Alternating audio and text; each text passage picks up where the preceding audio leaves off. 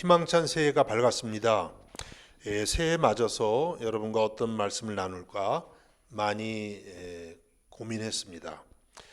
그러다가 결국은 해마다 신년 초면 제가 늘 전하는 말씀을 올해도 전하기로 했습니다.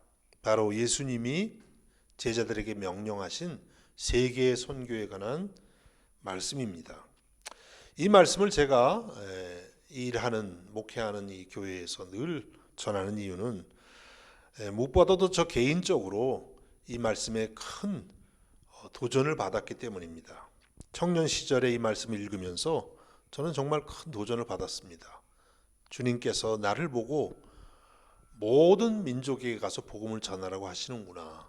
어떻게 내가 이 사명을 감당할 수 있을 것인가. 참 많이 고민하면서 부족하지만 순종하려고 애써 왔습니다. 또 이 말씀을 여러분과 이 새해에 나누고 싶은 이유는 저의 일생에 걸쳐 주신 이 사명이 저만의 사명이 아니라 바로 제가 섬기는 교회와 함께하는 사명이 되어야 한다고 믿기 때문입니다. 그래서 오늘 저는 조금 무거운 주제가 될 수 있겠지만 이 새해에 이 말씀을 여러분과 나누려고 하는 것입니다. 우선 첫 번째는 우리가 왜 이 명령을 가슴에 새기고 또 순종해야 되는가 하는 이유가 되겠습니다. 오늘 우리가 읽은 본문 18절 말씀에 예수님이 말씀하십니다. 하늘과 땅의 모든 권세를 내게 주셨으니 이렇게 시작하고 있습니다. 그러니까 예수님은 하나님 아버지로부터 하늘과 땅의 모든 권세를 부여받으셨다고 하셨습니다. 그러니까 주님은 하나님의 아들이 되시고 또 다르게 표현하면 이 우주의 최고 사령관이다. 이렇게 말할 수가 있겠습니다. 이렇게 높으신 분이 제자들에게 또 신년 예배를 드리는 오늘 저와 여러분들에게 주시는 말씀인 것입니다. 그래서 우리는 이 명령에 다른 선택은 없습니다. 순종할 수밖에 없다는 것입니다. 여러분, 군대 얘기를 해서 죄송합니다. 전투 시에 상관이 여러분에게 명령을 내린다고 한번 가정해 보십시오. 돌격 앞으로! 여러분 어떻게 해야 됩니까? 앞에서는 총탄이 빗발치듯 합니다. 그래도 앞을 향해 가야 됩니다. 그렇지 않으면 명령 불복종에 의해서 여러분은 오히려 죽을 수도 있는 것입니다. 세상의 군대에서도 이렇게 상관이 명령을 하면 복종을 해야 됩니다. 하물며 하나님의 아들이 하늘과 땅의 모든 권세를 가지신 주님이 우리에게 명령하신다면 우리는 어떻게 해야 되겠습니까? 우리는 반드시 네라고 순종해야만 될 줄로 믿습니다. 여러분, 새해를 맞이해서 오늘 이 명령 앞에 주님, 제가 순종하겠습니다. 이렇게 반응하실 수 있기를 간절히 부탁드립니다. 그리고 이 명령은 또 예수님의 유언과도 같다. 이렇게 표현합니다. 왜냐하면 주님이 이 지상에서 마지막으로 남기신 말씀이기 때문입니다. 예수님께서는 승천하시기 직전에 이와 비슷한 말씀들을 여러 군데서 말씀하셨습니다. 그래서 마가복음 16장 15절에도 보니까 너희는 온 천하에 다니며 만민에게 복음을 전파하라. 이렇게 세계 선교에 명령을 하셨습니다. 또 우리가 잘 아는 사도행전 1장 8절에 보면 오직 성령이 너에게 임하시면 너희가 권능을 받고 예루살렘과 온 유대와 사마리아와 땅끝까지 이르러 내 증인이 되리라. 이렇게 말씀하셨습니다. 그래서 우리는 주님이 마지막으로 남기신 이 말씀, 주님의 마음속에 있었던 간곡한 부탁, 이것을 우리의 마음에 새기면서 주님의 유언을 따라 날마다 살아가야 되는 줄로 믿습니다. 여러분, 사람이 우리에게 주는 유언, 우리가 함부로 경홀히 대할 수가 없는 것처럼 우리들도 주님이 마지막으로 우리에게 주신 이 말씀을 마음에 새기면서 날마다 살아갈 수 있기 바랍니다. 이 신년을 맞아서 주님의 마지막 말씀을 여러분 마음의 첫자리에 그렇게 새기시는 이 주일이 될 수 있기를 우리 주님의 이름으로 축복합니다. 그리고 두 번째로 이 명령을 그러면 이제 어떻게 지켜갈 것이냐고 하는 것입니다. 방법에 관한 것이죠. 오늘 말씀 19절에서 주님이 이렇게 말씀합니다. 너희는 가서, 예수님은 너희는 가라 이렇게 먼저 말씀하십니다.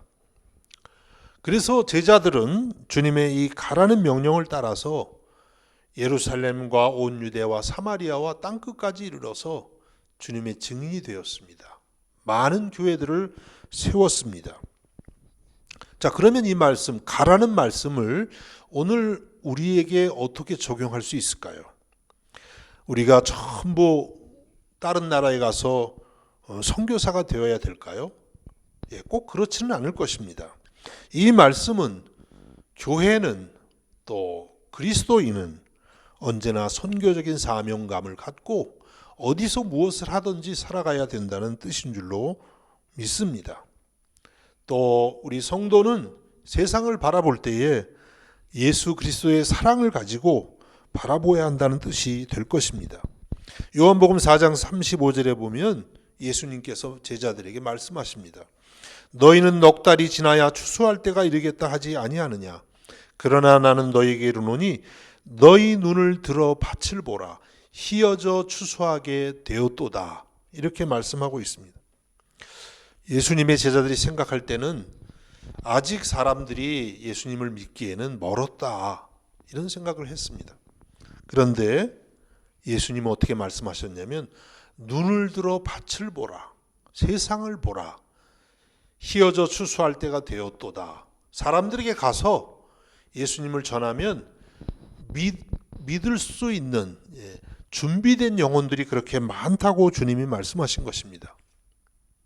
제자들과 예수님의 차이가 무엇일까요?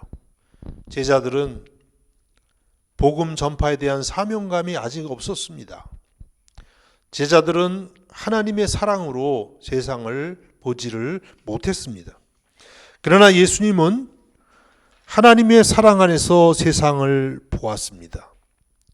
예수님은 이 땅에 오신 목적이 복음을 전하기 위한 것이라는 사명감이 확실하셨던 것입니다. 이 차이 때문에 제자들은 아직도 가지 못했고 예수님은 주님의 그 전도 사명에 최선을 다하신 것입니다. 여러분, 오늘 우리가 예수님을 믿게 된 축복이 어떻게 온 것입니까? 지금으로부터 약 140여 년 전에 서양의 선교사님들이 우리 조선 땅에 왔습니다. 그들은 대부분 젊었고 미래가 아주 유망한 사람들이었습니다. 그런데 그들이 예수님의 십자가 사랑을 깨닫고 또 주님의 가라는 이 선교 명령을 순종해서 그 당시는 거의 알려지지 않았던 조선 땅에 발을 딛게 된 것입니다. 그들은 자녀들을 잃었습니다. 자기들의 고귀한 생명을 잃기도 했습니다. 그러면서 우리 민족에게 복음을 전해 주어서 오늘 저와 여러분이 예수님을 믿게 된 줄로 믿습니다. 얼마나 감사한 일입니까? 이런 점에서 우리는 크게 빚진 자들이라고 하겠습니다. 하나님의 사랑의 빚을 졌습니다. 또 젊은 나이에 이 먼 이국 땅에 와서 복음을 전해준 선교사님들의 사랑의 빚을 졌습니다. 그들을 파송해 준 교회의 빚을 졌습니다. 여러분, 우리들도 이 빚진 마음을 갖고 땅끝까지 가서 복음을 전할 수 있기를 주님의 이름으로 축복합니다. 그리고 예수님은 제자를 삼으라고 말씀하셨습니다. 우리가 복음을 전하는 것은 단순히 예수님 믿게 하는 데서 끝나는 것이 아니라 그것은 제자를 삼는 데까지 가야 된다는 것이죠. 오늘 19절과 20절을 다시 읽어보면 그러므로 너희는 가서 모든 민족으로 제자를 삼아 아버지와 아들과 성령의 이름으로 세례를 베풀고 내가 너에게 분부한 모든 것을 가르쳐 지키게 하라고 말씀하셨습니다. 우리들이 복음을 전하는 사람이 되려면 예수님을 믿을 뿐만 아니라 세례를 주고 가르쳐 지켜서 제자를 삼아야 된다는 것이죠. 양육을 해야 된다는 것입니다. 교육을 해야 된다는 것이에요. 여러분, 올 한 해 우리들이 이와 같이 제자 삼는 일에 쓰임 받기를 간절히 바랍니다. 그런데 여기서 우리가 꼭 잊지 말아야 할 것이 하나가 있습니다. 그것은 내가 누군가를 예수님의 제자로 삼으려면 내 자신이 먼저 예수님의 제자가 되어야 한다는 사실입니다. 이번에 이렇게 코로나가 터지면서 잘츠부르크와 린츠 한인교회가 선교 사역을 멈추게 되었습니다. 약 10년 동안 여름이면 일주일간 헝가리에 가서 청소년들을 위한 영어 캠프를 계속했습니다. 영어 성경 캠프죠. 그런데 작년에는 할 수가 없었습니다. 또 그동안에 한 3년 동안 매 학기 2주간 이렇게 몽골인들을 위한 신학교를 잘츠부르크 교회에서 했습니다. 그런데 그 모든 것이 중단이 되었습니다. 참 처음에는 많이 당황했습니다. 그러나 가만히 생각해 보니까 이것도 하나님께서 영적인 내실을 다지라고 주신 기회인가 보다, 이런 생각이 들었습니다. 여러분, 우리가 비록 지금 함께 모이기 어려운 경우도 있지만, 그러나 이 시간을 우리의 신앙적인 내실을 다지는 그런 기회로 꼭 삼을 수 있기를 간절히 바라는 것입니다. 여러분, 군인이 아무런 훈련도 받지 않고 총을 들고 전쟁터에 나간다고 한번 가정해 보십시오. 백전백패일 것입니다. 잘 훈련된 군인만이 전투에서 승리할 수 있습니다. 우리 성도들은 무엇보다도 하나님의 말씀으로 훈련되어야 합니다. 물론 매주 설교를 하기도 하고 듣기도 하지만 이것만으로는 매우 부족합니다. 여러분이 스스로 날마다 이 하나님의 말씀을 펴서 깊이 묵상하고 또 여러분의 생활에 적용을 해야 됩니다. 잘츠부르크 교회는 또 저는 개인적으로 생명의 삶이라는 책자를 가지고 말씀을 매일 묵상하고 있습니다. 여러분도 원하시면 인터넷에서 쉽게 볼 수가 있습니다. 생명의 삶의 순서를 따라서 묵상하시면 어떨까 권면을 해드리고 싶습니다. 그리고 여러분이 받은 은혜, 또 혹시 생명의 삶이 아닐지라도 여러분이 말씀에서 은혜를 받은 것이 있다면 또 함께 서로 인터넷을 통해서도 나누면 좋을 것입니다. 그것뿐만 아니라 우리가 함께 모여서 하나님의 말씀을 나누는 것도 반드시 필요합니다. 함께 묵상할 때 더 큰 은혜, 더 귀한 깨달음이 오기 때문인 것입니다. 여러분, 올 한 해 동안에 우리들이 주님의 마음을 갖고 세상을 바라볼 수 있기 원합니다. 세상을 향해 나아가는 것입니다. 그리고 내가 먼저 예수님의 제자가 되기 위해서 날마다 말씀을 읽고 기도하고 성령으로 충만함을 입는 한 해가 될 수 있기를 우리 주님의 이름으로 축복합니다. 그리고 마지막 세 번째로는 이 지상 명령을 순종하는 사람들에게 주시는 주님의 약속입니다. 여러분이 생각할 때 목사님, 저는 세계 선교는 너무 거창합니다. 저는 아직 준비가 너무 안 됐습니다. 이렇게 말씀하시는 분이 있을 수 있겠습니다. 사실은 말씀을 전하는 저도 그런 생각이 많이 듭니다. 참 나는 복음을 전하고 선교하기에는 너무 부족한 사람이구나, 이런 생각이 많이 듭니다. 그런데 오늘 말씀 16절과 17절을 보니까 용기가 생깁니다. 오늘 말씀 16절과 17절에 보니까 이렇게 말씀합니다. 11제자가 갈릴리에 가서 예수께서 지시하신 산에 이르러 예수를 배웠고 경배하나 아직도 의심하는 사람들이 있더라. 11제자가 예수님을 배웠는데 아직도 의심하는 사람들이 있었다는 것입니다. 이분이 정말 부활하신 예수님 맞아? 정말 예수님이 부활하신 건 맞아? 이렇게 의심하는 제자들이 그 중에 있었다고 하는 것이죠. 그러나 그럼에도 불구하고 예수님은 이 연약한 제자들에게 이 위대한 명령을 말씀하시는 거예요.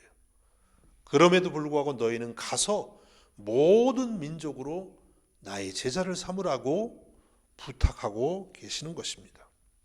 여러분도 생각하실 때 나는 너무 믿음이 없어. 나는 너무 하나님 말씀을 몰라. 세계 선교는 고사하고 내 가족이나 친지도 아직 전도하지 못했어. 이런 생각을 하실 수 있겠습니다. 그러나 관계없습니다.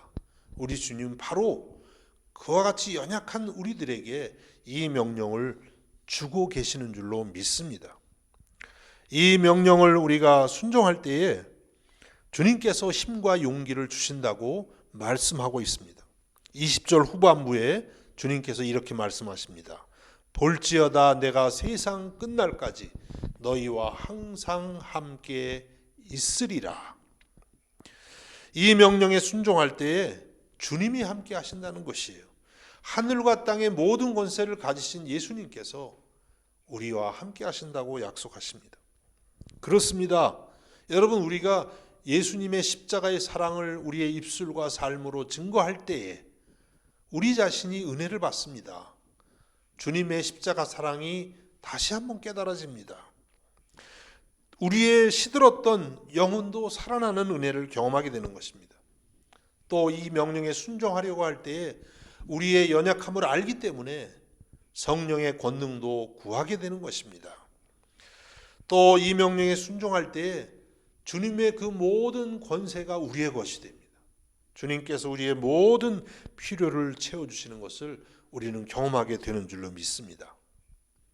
여러분, 새해를 맞아서 이제 올 한 해를 살아가실 때에 오늘 이 지상명령을 마음에 새기시고 주님께서 약속하신 이 함께 하시는 은혜, 임마누엘의 은혜를 여러분과 또 여러분 가정과 또 여러분의 학업과 그리고 여러분의 사업과 무엇보다도 우리 교회가 충만히 누리시는 그런 복된 한 해가 될 수 있기를 우리 주님의 이름으로 축복합니다.